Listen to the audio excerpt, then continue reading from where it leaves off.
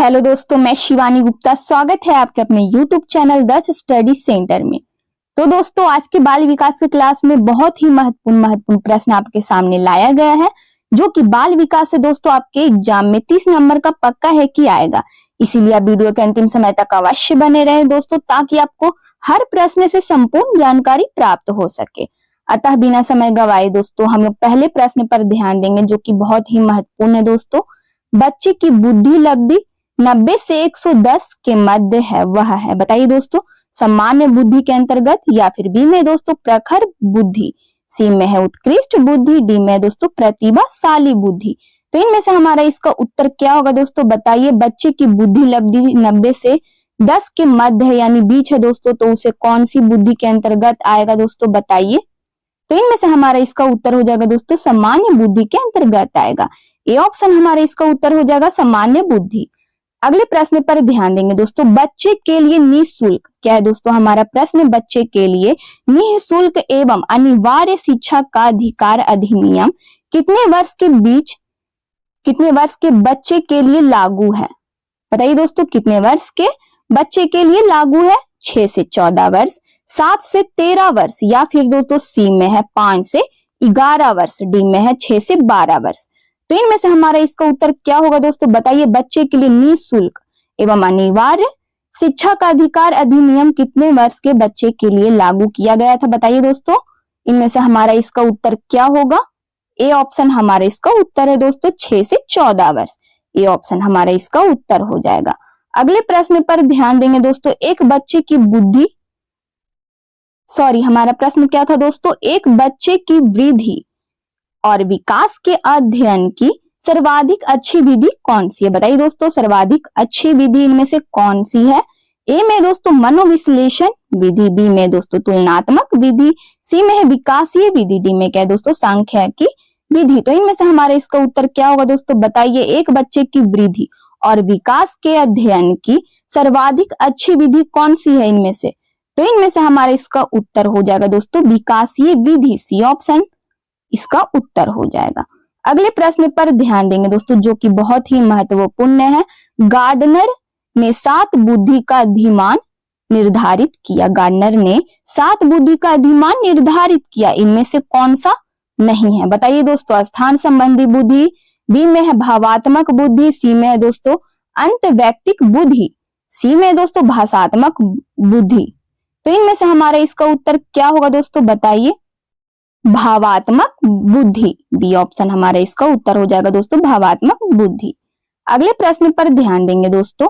यदि एक बच्चे की मानसिक आयु कितना है दोस्तों, 5 वर्ष तथा वास्तविक आयु 4 वर्ष है, तो उस बच्चे की बुद्धि लब्धि होगी, बताइए दोस्तों। बुद्धि लब्धि कितनी होगी उस बच्चे की? 125, बी में है 80, सी में है दोस्तों 120, डी में है 100। तो इनमें से हमारा इसका उत्तर क्या होगा दोस्तों, बताइए। यदि एक बच्चे की मानसिक आयु 5 वर्ष है और वास्तविक आयु कितना है दोस्तों, 4 वर्ष है, तो बच्चे की बुद्धि लब्धि कितनी होगी दोस्तों, बताइए। बुद्धि लब्धि कितनी होगी? 125। ए ऑप्शन हमारा इसका उत्तर हो जाएगा दोस्तों 125। अगले प्रश्न पर ध्यान देंगे दोस्तों। मनोविज्ञान शिक्षा का आधारभूत विज्ञान है, यह किसने कहा है, बताइए दोस्तों। बी एन झा ने, स्किनर ने, डेविस ने, या वुडवर्थ ने, बताइए दोस्तों। इनमें से हमारा इसका उत्तर क्या होगा? स्किनर ने कहा है, बी ऑप्शन हमारा इसका उत्तर हो जाएगा दोस्तों। मनोविज्ञान शिक्षा का आधारभूत विज्ञान है, यह किसने कहा? तो स्किनर ने कहा, बी ऑप्शन हमारा इसका उत्तर हो जाएगा।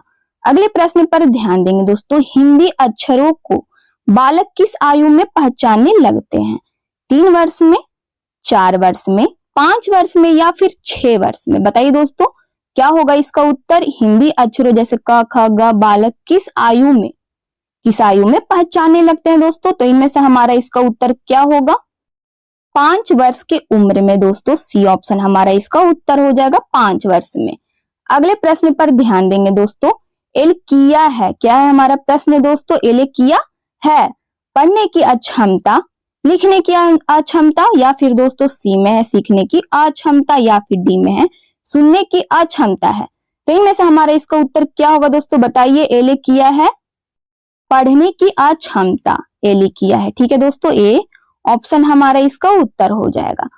अगले प्रश्न पर ध्यान देंगे दोस्तों, पियाजे की औपचारिक संक्रियात्मक अवस्था किस आयु अवधि तक मानी जाती है? जन्म से 2 वर्ष दोस्तों, या फिर बी में है 2 से 7 वर्ष, सी में है 7 से 11 वर्ष, डी में दोस्तों 11 से 15 वर्ष। तो इनमें से हमारा इसका उत्तर क्या होगा दोस्तों, बताइए। पियाजे की औपचारिक संक्रियात्मक अवस्था किस आयु अवधि तक मानी जाती है? तो इनमें से हमारा इसका उत्तर क्या होगा दोस्तों, बताइए। 11 से 15 वर्ष। क्या है दोस्तों हमारा? 11 से 15 वर्ष। डी ऑप्शन हमारा इसका उत्तर हो जाएगा। अगले प्रश्न पर ध्यान दीजिएगा दोस्तों, गर्भ में बालक को विकसित होने में कितने दिन लगते हैं? बहुत ही महत्वपूर्ण प्रश्न है दोस्तों, बताइए इसका उत्तर क्या होगा। 150 दिन, 280 या 390 या 460? बताइए दोस्तों इनमें से हमारा इसका उत्तर क्या होगा। गर्भ में बालक को विकसित होने में कितने दिन लगते हैं? 280 दिन लगते हैं। बी ऑप्शन हमारा इसका उत्तर हो जाएगा दोस्तों 280। अगले प्रश्न पर ध्यान देंगे दोस्तों, किस मनोवैज्ञानिक ने अपने 3 वर्षीय पुत्र का अध्ययन किया? बताइए दोस्तों, पेस्टोलॉजी, वॉटसन, स्टेनले हॉल या फिर दोस्तों जेम्स सल्ली? तो इनमें से हमारा इसका उत्तर क्या होगा दोस्तों। अगर आपको किसी भी प्रश्न का दोस्तों जवाब पता हो तो कमेंट बॉक्स में हमें लिख कर बता सकते हैं। तो इनमें से हमारा इसका सही उत्तर हो जाएगा दोस्तों, किस मनोवैज्ञानिक ने अपने 3 वर्षीय पुत्र का अध्ययन किया? तो इनमें से हमारा इसका सही उत्तर है दोस्तों वॉटसन ने। बी ऑप्शन हमारा इसका उत्तर हो जाएगा वॉटसन।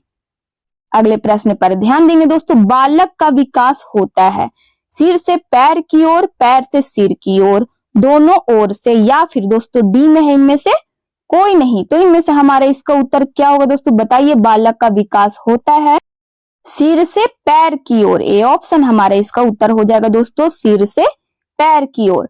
अगले प्रश्न पर ध्यान दीजिएगा दोस्तों, विकास के संबंध में गलत कथन है विशिष्ट से सामान्य की ओर, या फिर बी में दोस्तों सार्वभौमिक प्रक्रिया है, या फिर सी में है दोस्तों दिशा सिर से पैर की ओर, या फिर डी में दोस्तों वर्तुलाकार गति? तो इनमें से हमारा इसका उत्तर क्या होगा दोस्तों, बताइए। विकास के संबंध में गलत कथन है, इनमें से कौन है दोस्तों जो विकास के संबंध में गलत कथन दे दिया है?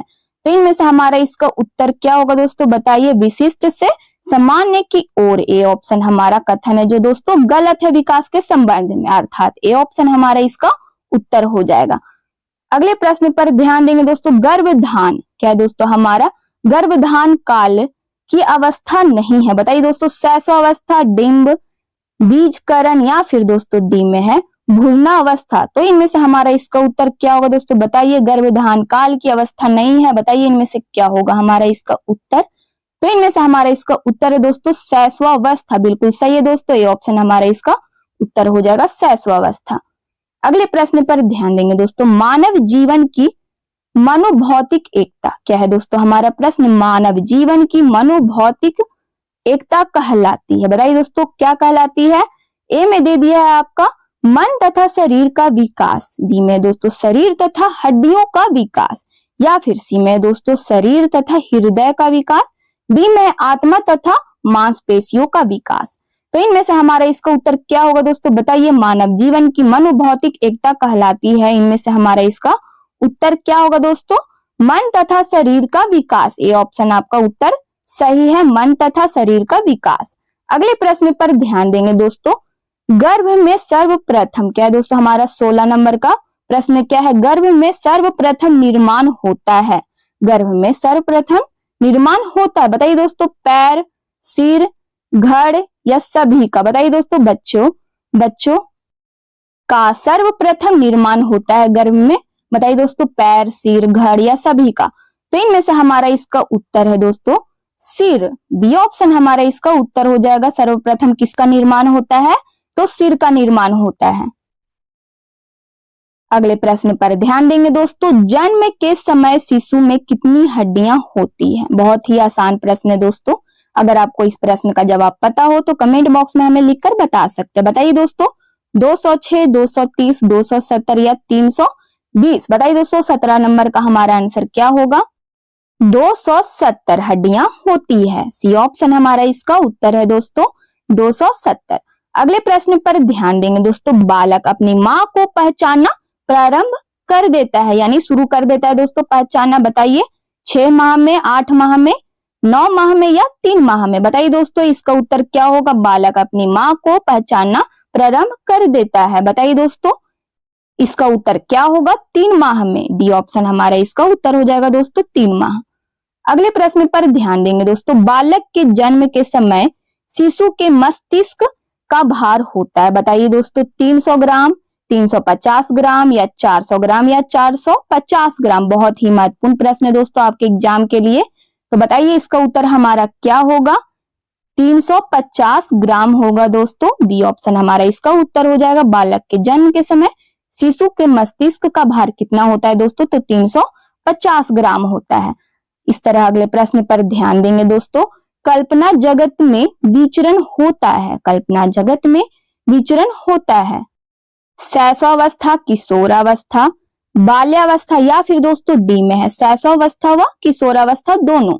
तो इनमें से हमारा इसका उत्तर क्या होगा दोस्तों? बताइए। कल्पना जगत में विचरण होता है शैशवावस्था व किशोरावस्था का डी ऑप्शन हमारा इसका उत्तर हो जाएगा दोस्तों। ठीक है, शैशवावस्था व किशोरावस्था में।